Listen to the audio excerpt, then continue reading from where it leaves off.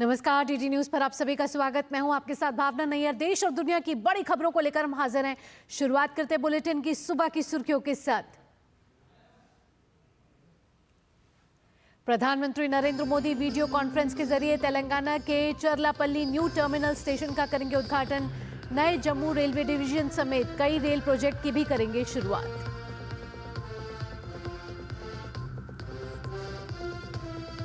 पटना में गांधी मैदान से हिरासत में लिए गए प्रशांत किशोर। बीपीएससी परीक्षा रद्द करने की मांग को लेकर अनिश्चितकालीन भूख हड़ताल पर थे जन स्वराज पार्टी के प्रमुख।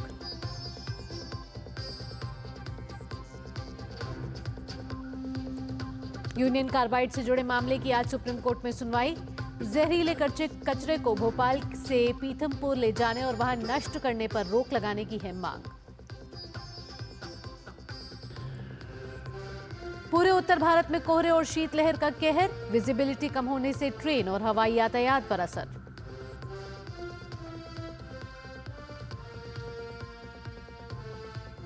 और प्रयागराज में महाकुंभ की उल्टी गिनती शुरू। देश विदेश से जुटने लगे श्रद्धालु। डीजीपी प्रशांत कुमार ने लिया सुरक्षा व्यवस्था का जायजा। अब खबरें विस्तार से। प्रधानमंत्री नरेंद्र मोदी आज वीडियो कॉन्फ्रेंसिंग के माध्यम से विभिन्न रेल परियोजनाओं का उद्घाटन और शिलान्यास करेंगे। जम्मू कश्मीर में कनेक्टिविटी को बढ़ावा देते हुए पीएम नए जम्मू रेलवे डिवीजन का उद्घाटन करेंगे। 742.1 किलोमीटर लंबे नए जम्मू रेलवे डिवीजन के निर्माण से जम्मू कश्मीर और आसपास के क्षेत्रों में कनेक्टिविटी में इजाफा होगा। वहीं तेलंगाना में चेरलापल्ली न्यू टर्मिनल स्टेशन का भी उद्घाटन करेंगे। पीएम पूर्वी तट रेलवे के रायगढ़ रेलवे डिवीजन भवन की आधारशिला रखेंगे। इसी के साथ तेलंगाना के मेडचल मलकजगिरी जिले में चेरलापल्ली न्यू टर्मिनल स्टेशन को लगभग 413 करोड़ रुपए की लागत से दूसरे प्रवेश और नए कोचिंग टर्मिनल का उद्घाटन करेंगे। अच्छी यात्री सुविधाओं वाला यह पर्यावरण अनुकूल टर्मिनल सिकंदराबाद, हैदराबाद और काचीगुड़ा जैसे शहर में मौजूदा कोचिंग टर्मिनलों पर भीड़ को कम करेगा। प्रधानमंत्री पूर्वी तटीय रेलवे को रायगढ़ रेलवे डिवीजन भवन की आधारशिला रखेंगे। इससे ओडिशा, आंध्र प्रदेश और आसपास के क्षेत्रों में कनेक्टिविटी बेहतर होगी और क्षेत्र का समग्र सामाजिक आर्थिक विकास होगा।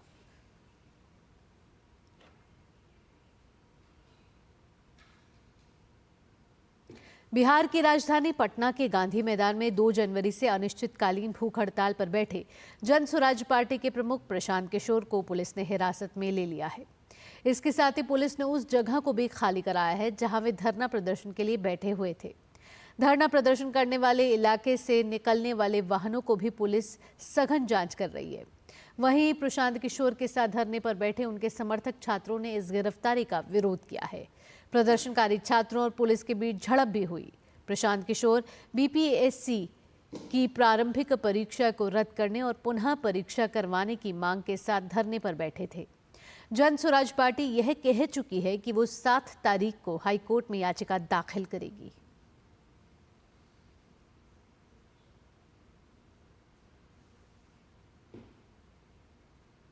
संभल में मिली प्राचीन बावड़ी की खुदाई का काम जोर शोर से जारी है।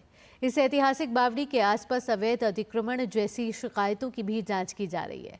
जिला प्रशासन पहले ही ये स्पष्ट कर चुका है कि अतिक्रमण के खिलाफ कार्रवाई की जाएगी।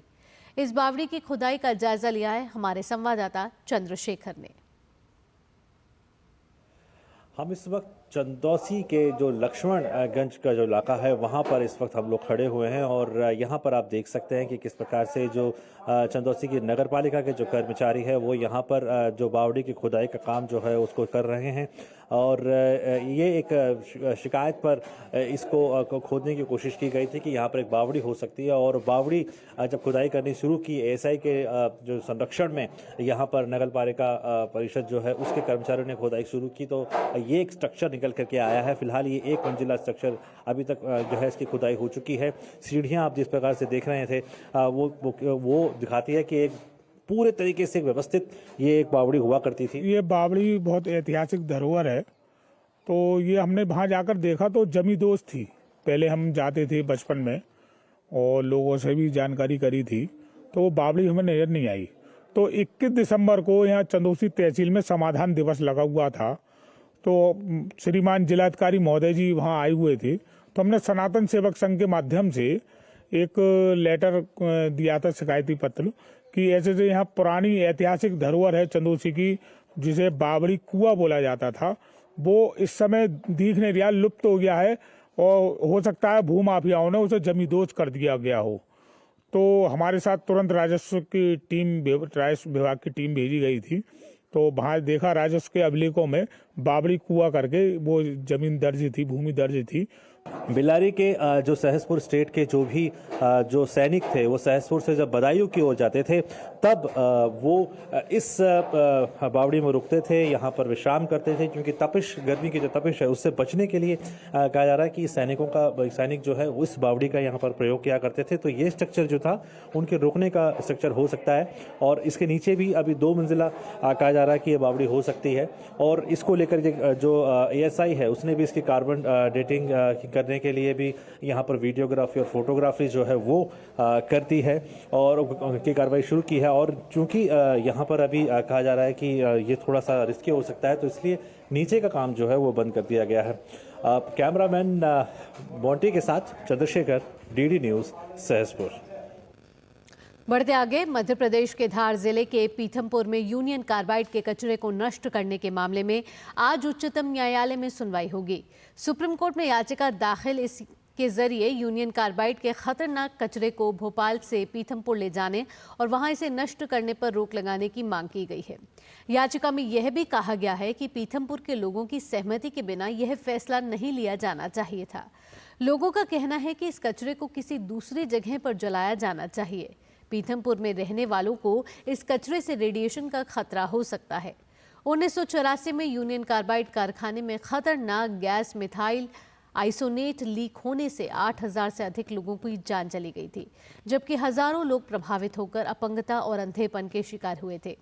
याचिका में कहा गया है कि किसी भी हादसे की स्थिति में पीथमपुर में उचित मेडिकल सुविधा तक उपलब्ध नहीं है। पीथमपुर इंडस्ट्रियल एरिया में यूनियन कार्बाइड से जुड़े जहरीले कचरे के निपटान को लेकर कई लोग आत्मदाह तक की कोशिशें कर चुके हैं। हालांकि प्रदेश के मुख्यमंत्री मोहन यादव से लेकर जिला प्रशासन तक सभी ने इलाके के लोगों को शांति व्यवस्था बनाए रखने की अपील की है और विश्वास दिलाया है कि लोगों की जानकारी के बगैर कोई भी कदम नहीं उठाया जाएगा। इलाहाबाद उच्च न्यायालय में मथुरा स्थित श्री कृष्ण जन्मभूमि शाही ईदगाह विवाद मामले की सुनवाई आज होगी। न्यायमूर्ति मयंक कुमार जैन के सेवानिवृत्त होने के बाद न्यायमूर्ति राम मनोहर नारायण मिश्रा इस मामले की सुनवाई कर रहे हैं।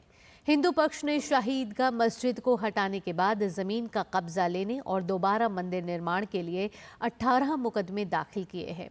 इससे पहले मामले की सुनवाई 16 दिसंबर को हुई थी।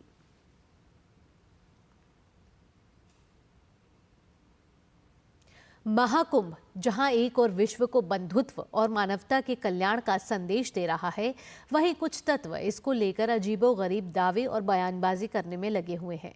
ऑल इंडिया मुस्लिम जमात नामक एक संगठन ने दावा किया है कि महाकुंभ जहां लगा है, उस जमीन का एक बड़ा हिस्सा वक्फ का है। प्रयागराज के जो मुसलमान हैं, उनमें से एक सरताज नाम के हैं, उन्होंने इस बात की जानकारी दी और कहा, एलानिया तौर पर इस बात को कहा कि जो जमीन है, जिस जमीन पर, जमीन के बहुत सारे हिस्से पर जो शामियाने तंबू वगैरह लगाए गए हैं, इंतजामात किए गए हैं, मेला लग रहा है, ये वक्फ की जमीन है और वहां के मुसलमानों की जमीन है। इस अजीब दावे को लेकर सवाल उठाए जा रहे हैं। पूछा जा रहा है कि इस तरह की उकसावे वाली बयानबाजी और निराधार दावों के पीछे आखिर मंशा क्या है। प्रयागराज जिला प्रशासन ने इस भ्रामक बयानबाजी का खंडन किया है। जिला अधिकारी ने ऐसे तत्वों के खिलाफ कार्रवाई की भी बात कही है। इस प्रकार का ये देखिए सब भ्रांतियां हैं और लगातार हम लोग इसको दुरुस्त भी करते रहते हैं। कोई ऐसे अफवाह फैलाता है तो हमने पहले भी कहा है, फिर हम कहते हैं कि कोई भी सोशल मीडिया या किसी अन्य माध्यम से अफवाह फैलाने का प्रयास करेगा, निश्चित रूप से कड़ी कार्रवाई करेंगे। वहीं आस्था के इस महाकुंभ की तैयारियां युद्ध स्तर पर जारी है। डीजीपी प्रशांत कुमार ने तैयारियों के बारे में जानकारी देते हुए बताया कि सुरक्षा के सारे इंतजाम चाक चौबंद हैं। पूरे मेले क्षेत्र में सीसीटीवी लगा हुआ है। मेले में सैनिक वर्दी और साधारण वेशभूषा में भी रहेंगे। पैरामिलिट्री और छावनी के सामंजस्य से भी सुरक्षा के इंतजाम रहेंगे। हमारे यहाँ पे सारे हमारे मेला क्षेत्र जो है वो सीसीटीवी के द्वारा कवर्ड है और इसके साथ साथ हम ग्राउंड पे भी आप हमारे फुट सोल्जर रहेंगे और सादे में भी रहेंगे और हम पूरी तरीके से इक्विप भी रहेंगे ताकि किसी तरह की कोई घटना कारित नहीं होने पाए। पैरामिलिट्री के लोग आ भी चुके हैं, सेना के लोग यहाँ छावनी है और पूरी तरीके से इंटर डिपार्टमेंटल कोऑर्डिनेशन सभी विभागों के कोऑर्डिनेशन से कार्य चल रहा है। इसके लिए हमारे इंटीग्रेटेड कंट्रोल रूम है, ICCC है, वहाँ लगातार लोगों की बैठकें हो रही है। जो यहाँ फील्ड के अधिकारी हैं वो सभी के साथ समन्वय बना के चल रहे हैं और हम लोगों ने इस पूरे महाकुंभ के दौरान 40 से 50 करोड़ लोगों के स्नान करने की और उनको सकुशल गंतव्य स्थान तक पहुंचाने की जिम्मेदारी ली है। प्रयागराज महाकुंभ की तैयारियों का जायजा लिया DD न्यूज संवाददाता रामेंद्र सिंह ने। दरअसल इस महाकुंभ में करीब 40 करोड़ श्रद्धालुओं के आने की उम्मीद है। इस दौरान लोगों के लिए संचार व्यवस्था अच्छी रहे, इसके लिए सरकारी और निजी कंपनियों ने कई जगहों पर टावर लगा दिए हैं। महाकुंभ की तैयारियां केवल सरकार नहीं कर रही है, निजी कंपनियां भी कर रही हैं। जो निजी कंपनियां मोबाइल को नेटवर्क प्रोवाइड कराती हैं, उन कंपनियों ने यहाँ 128 टावर लगाए हैं और लगभग पूरे कुंभ के दौरान 30 करोड़ से अधिक लोगों को नेटवर्क सुविधा उपलब्ध कराएंगी। आप देखिए किस तरीके से टावर लगाए गए हैं और इसको इस तरह डिजाइन किया गया है कि कहीं भी खड़ा करके और पूरी सुविधा दी जा सके। हमारे साथ कुछ काम करने वाले लोग हैं, इनसे पूछते हैं कि क्या सुविधाएं हैं। हमारा 128 टावर लगा हुआ है यहाँ पे, जो समय 30 करोड़ तक यहाँ पे हम जनता संख्या को मतलब इसको प्रोवाइड करवा सकते हैं। नेटवर्क है यहाँ करवा सकते हैं हम लोग। यहाँ पे 30 से 35 करोड़ तक का हमारा टारगेट है, सबको हम नेटवर्क प्रोवाइड करवा दें। ये हमारा जो है रनिंग वाला टावर है, हम जिससे इसको इंस्टॉल करके कहीं इंस्टॉल करके इसको हम लोग रन करके इसमें जो भी जियो का, अपना वोडाफोन का और अपना VI का भी लग जाएगा और BSNL का भी लग जाएगा और एयरटेल का भी लग जाएगा। आप जब आएँ तो नेटवर्क के सहारे, आप मोबाइल के सहारे अपने घर से जुड़े रहें, अपने प्रियजनों से जुड़े रहे हैं। कोई सुख या दुख की खबर हो तो आप उन तक पहुंचा सकें। प्रयास करिए कि सुख की ही खबर यहाँ से जाए। महाकुंभ इस तरीके से बनाया गया है, इस तरह से व्यवस्था दी गई है कि खुशी से आएँ और खुशी से अपने घर जाएं। ये व्यवस्था प्रयास किया गया है कि दी जाए। कैमरामैन विवेक कश्यप के साथ रामेंद्र सिंह, DD न्यूज, प्रयागराज महाकुंभ। इसके साथ ही प्रयागराज में पहली बार यूपी टूरिज्म डिपार्टमेंट के सहयोग से निजी कंपनी ईवो लाइफ स्पेस अत्याधुनिक सुविधाओं से लैस डोम सिटी बना रही है। ये गोलाकार गुंबदनुमा घर अत्याधुनिक सुविधाओं से लैस कैसे होंगे, इसका जायजा लिया है प्रयागराज से हमारे सहयोगी शैलेंद्र मिश्र ने। प्रयागराज के महाकुंभ में पहली बार डोम सिटी बनाई जा रही है। तमाम सुविधाओं से लैस है ये डोम सिटी। देश विदेश से जो श्रद्धालु आते हैं, अगर वो ज्यादा सुविधा वाली जगह पर रुकना चाहते हैं तो उसकी भी व्यवस्था इस बार महाकुंभ 2025 में प्रयागराज में की गई है डोम सिटी में। बहुत ही खूबसूरत और बहुत ही सुविधाजनक। जो भी इनफैक्ट जो भी बाहर से लोग आते हैं उनको यहाँ पर कुंभ के मेला ग्राउंड में क्षेत्र में बहुत सारी चीजें होती हैं, फैसिलिटीज उनको चाहिए होती हैं। तो यहाँ मैंने देखा कि यहाँ ऑलमोस्ट सारी सुविधाएं उन्होंने उपलब्ध कराने का पूरा प्रयास किया है। जो लोग जिनको लगता है कि थोड़ी दिक्कत झेलनी पड़ती है कुंभ के मेले में, तो उनके लिए ये एक सुविधा वाली जगह बनाई गई। यहाँ पर जो शहर है बसाया गया है ना, इसको शब्दों में बयान नहीं किया जा सकता। ये इतना खूबसूरत है, इतना खूबसूरत। आप आइए, इसको महसूस करिए, इसको महसूस करिए। आप जिंदगी में एक बार आना तो बनता ही है यहाँ पर। सबसे पहले तो योगी जी और माननीय प्रधानमंत्री जी मोदी जी को बहुत बहुत धन्यवाद देना चाहेंगे। इतनी अच्छी व्यवस्था है और जैसा कि आपने डोम सिटी के विषय में बताया, एक वास्तव में एकदम दिव्य चीज है, दिव्य कुंभ है। यहाँ पर लोगों को आना चाहिए, सारी सुविधाएं हैं और जिन लोगों ने बुक कराया है वो तो अद्भुत आनंद लेंगे, क्योंकि यहाँ पर सबसे अच्छी बात जो है कि अगर आप उसके कर्टेन हटा देते हैं तो 360 डिग्री विजन है। किसी भी क्षेत्र से, किसी भी एरिया से आप पूरा यहाँ का दृश्य देख सकते हैं। बहुत ही अलौकिक, बहुत ही सुंदर व्यवस्था है। यूपी सरकार ने तमाम ये कोशिश की है, सुनिश्चित किया है कि ये जो डोम सिटी है इसमें अलग अलग सुविधाओं वाले लग्जरी कॉटेज भी मौजूद है। तो महाकुंभ 2025 का एक नया अनुभव आपको इस बार देखने को मिलेगा। कैमरामैन मोर मुकुट के साथ शैलेंद्र मिश्र, DD न्यूज, प्रयागराज।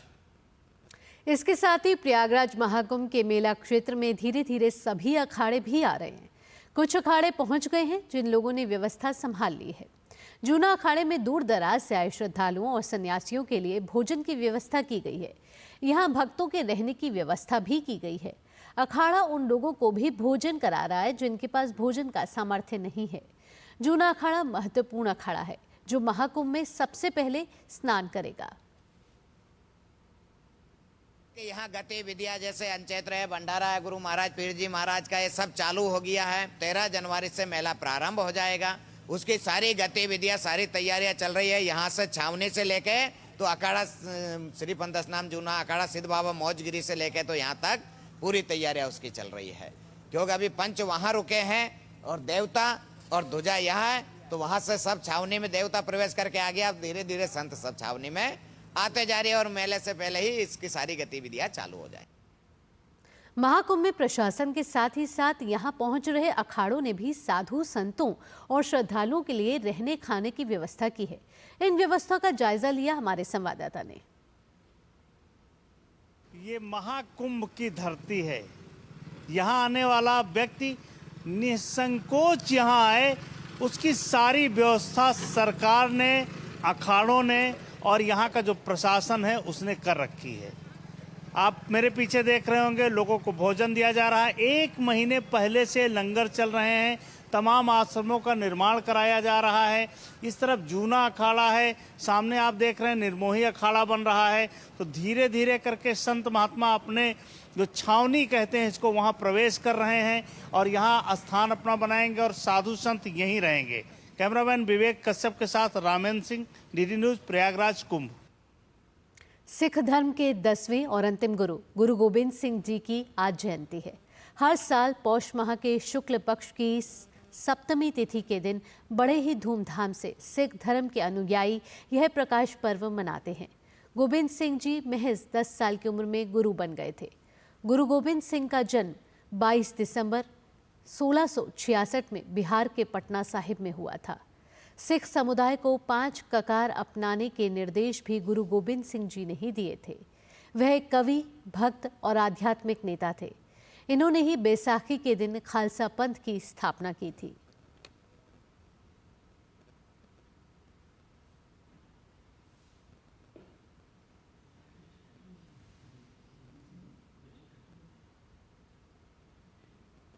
बढ़ते आगे, केंद्रीय इस्पात और भारी उद्योग मंत्री एचडी कुमारस्वामी आज नई दिल्ली के विज्ञान भवन में इस्पात उद्योग के लिए पीएलआई योजना 1.1 का शुभारंभ करेंगे और आवेदन आमंत्रित करेंगे। इससे 14,760 लोगों को प्रत्यक्ष रोजगार मिलने की उम्मीद है। इसके अलावा इस्पात मंत्रालय की पीएलआई योजना से 27,106 करोड़ रुपए के निवेश और करीब 8 मिलियन टन स्पेशलिटी स्टील की अनुमानित उत्पादन की संभावना है। नवंबर 2024 तक कंपनियों ने पहले ही 18,300 करोड़ का निवेश कर दिया है और 8,660 से अधिक रोजगार सृजित किए हैं। केंद्र सरकार की पीएलआई स्कीम की अवधारणा 2020 के वैश्विक लॉकडाउन के दौरान की गई थी। इसमें घरेलू मैन्युफैक्चरिंग को बढ़ावा देने पर जोर दिया जा रहा है। शुरुआत में 3 क्षेत्रों के लिए शुरू की गई पीएलआई योजना को बाद में नवंबर 2020 में विस्तार देते हुए इसमें स्टील को भी शामिल कर लिया गया। इस्पात मंत्रालय लगातार इस योजना के तहत भाग लेने वाली कंपनियों के साथ बातचीत कर रहा है। मंत्रालय ने कहा है कि अधिक भागीदारी को आकर्षित करने के लिए इस योजना को फिर से अधिसूचित करने की जरूरत है। केंद्र सरकार ने डिजिटल व्यक्तिगत डेटा संरक्षण नियमों का लंबे समय से प्रतीक्षित मसौदा जारी किया है। सरकार के मुताबिक मसौदा डिजिटल व्यक्तिगत डेटा संरक्षण नियमों का उद्देश्य लोगों के निजी डेटा का संरक्षण करना है। डिजिटल निजी डेटा के संरक्षण के लिए एक मजबूत रूपरेखा तैयार करने की भारत की प्रतिबद्धता के अनुरूप इन नियमों के माध्यम से डिजिटल निजी डेटा संरक्षण अधिनियम 2023 लागू किया जाएगा। सरलता और स्पष्टता के साथ बनाए गए ये नियम तेजी से बढ़ती डिजिटल अर्थव्यवस्था में नागरिकों को सशक्त बनाने के लिए डिजाइन किए गए हैं। विनियमन और नवाचार के बीच सही संतुलन बनाते हुए अधिनियम के अनुसार नागरिकों के अधिकारों का संरक्षण करना इन नियमों का लक्ष्य है। नियमों में डेटा के अनधिकृत व्यावसायिक इस्तेमाल, डिजिटल नुकसान और निजी डेटा में सेंध लगाने जैसी चुनौतियों से निपटने का भी प्रावधान है।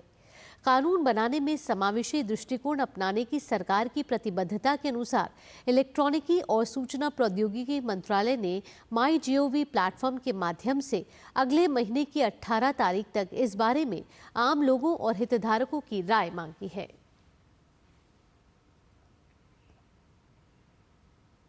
और आइए अब जानते हैं मौसम का हाल। उत्तर भारत में शीतलहर का अलर्ट जारी किया गया है। पश्चिमी विक्षोभ के प्रभाव से जम्मू कश्मीर और हिमाचल प्रदेश में कई जगहों पर भारी बारिश के साथ बर्फबारी हुई। ठंडी हवाएं भी चली, जिसके चलते पर्वतीय राज्यों से लेकर पंजाब, हरियाणा और मध्य और पूर्वोत्तर भारत तक सर्दी का सितम बढ़ गया।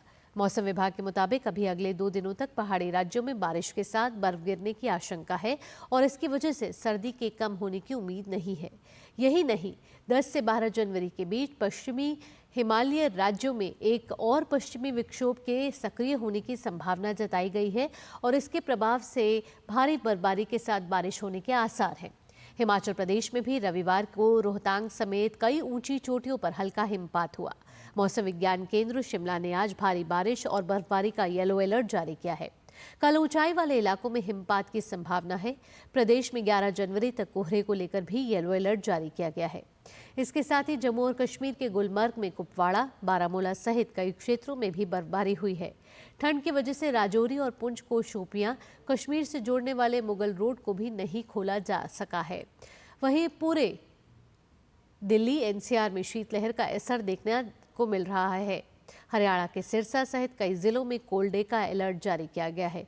पंजाब के बठिंडा, बरनाला, मुक्तसर, मोगा और चंडीगढ़ सहित कई जिलों में घना कोहरा और शीतलहर का अलर्ट जारी किया गया है। बिहार, झारखंड में भी आज शीतलहर का प्रकोप रहेगा। वहीं ठंड के कारण कई स्कूलों को बंद कर ऑनलाइन कक्षाएं चलाने का आदेश दिया गया है। चंडीगढ़ में 8वीं तक की कक्षाओं को बंद कर दिया गया है और सुबह 9 बजे से दिया गया है। 9वीं से 12वीं तक कक्षाएं सुबह 9:30 बजे से दोपहर 3:30 बजे तक चलेंगी। झारखंड में भी 8वीं कक्षा के स्कूलों को 7 से 13 जनवरी तक बंद रखने का आदेश दिया है। 9वीं से 12वीं तक की कक्षाएं पहले के समय के अनुसार चलती रहेंगी। आज पश्चिमी विक्षोभ के असर से उत्तर प्रदेश के मुरादाबाद, संभल, अमरोहा, रामपुर और बिजनौर जिलों में बारिश की आशंका जताई जा रही है। उत्तर प्रदेश में आज सुबह और शाम को जबरदस्त कोहरा छाया रहेगा। अधिकतम तापमान 19 डिग्री सेल्सियस और न्यूनतम तापमान 9 डिग्री सेल्सियस रहने की संभावना है। कोहरे के कारण रविवार को पटना एयरपोर्ट पर दृश्यता 900 मीटर भी नहीं थी। इस वजह से विमानों का परिचालन 12:30 बजे के बाद शुरू हुआ। खराब मौसम के कारण पटना और दरभंगा एयरपोर्ट से 16 विमानों की उड़ानें रद्द रही। पूरे उत्तर भारत में घने कोहरे की वजह से कई क्षेत्रों में दृश्यता शून्य रही। इससे हवाई सेवा और रेलवे दोनों प्रभावित हुए।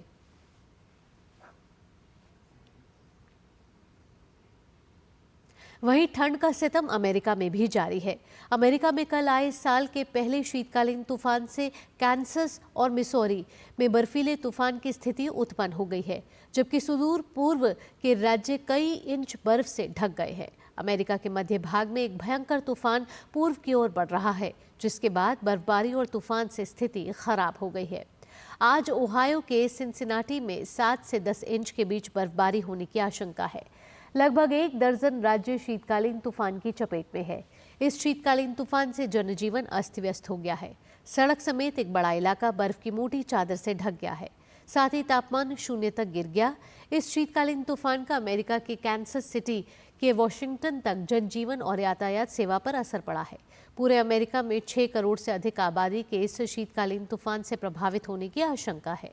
वहीं लगभग 2200 हवाई उड़ानों को रद्द कर दिया गया है, जबकि 25,000 से अधिक उड़ान देरी से उड़ेंगी। मौसम विभाग ने कल कैंसस में न्यू जर्सी तक लगभग 1 दर्जन राज्यों में शीतकालीन तूफान की चेतावनी दी थी, जबकि अमेरिका के दक्षिणी क्षेत्रों में बवंडर और ठंडे मौसम का अलर्ट था।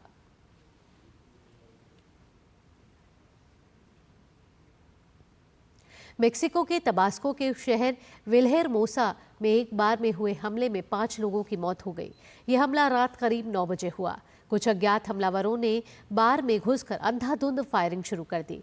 इस घटना में कई लोग घायल भी हुए हैं। स्थानीय पुलिस ने मौके पर पहुंचकर घायलों को अस्पताल पहुंचाया, लेकिन एक घायल के इलाज के दौरान मौत हो गई। पुलिस ने आरोपियों की तलाश शुरू कर दी है, लेकिन अभी तक कोई गिरफ्तारी नहीं हुई है।